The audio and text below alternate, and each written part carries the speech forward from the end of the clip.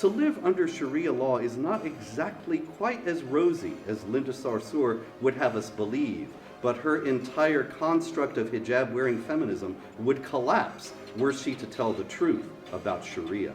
Robert Spencer here of Jihad Watch for What Do You Mean?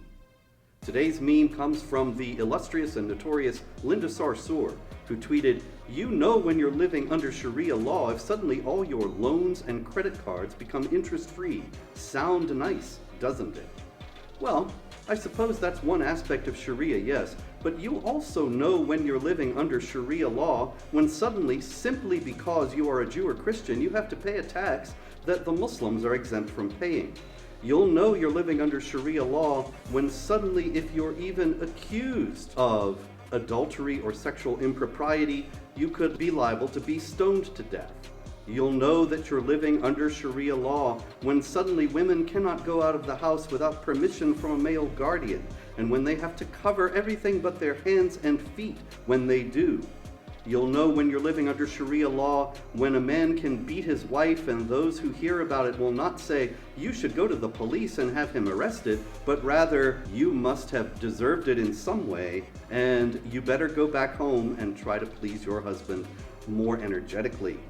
You'll know that you're living under Sharia law when, if a woman testifies in court, her testimony is worth only half that of a man. There is so much more to living under Sharia law that makes life an absolute misery for non-Muslims in Islamic states that enforce Sharia. You'll know when you're living under Sharia law when women are second-class citizens, non-Muslims are a despised inferior class, when the freedom of speech is a non-existent thing because criticism of Islam or perceived blasphemy, even accused blasphemy, can get you either sentenced to death by the governing authority or lynched by a slathering mob. But you'll know when you're living under Sharia law if you're in Pakistan and 75% of the women in prison are there because they were victims of rape. You'll know when you're living under Sharia law if you're in Saudi Arabia and women can't leave the house without permission from their male guardian.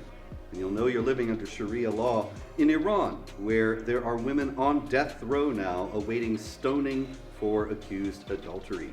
Sounds nice, doesn't it? So the next time somebody says to you that living under Sharia law is wonderful because your loans will be interest-free, what are you going to say? What do you mean?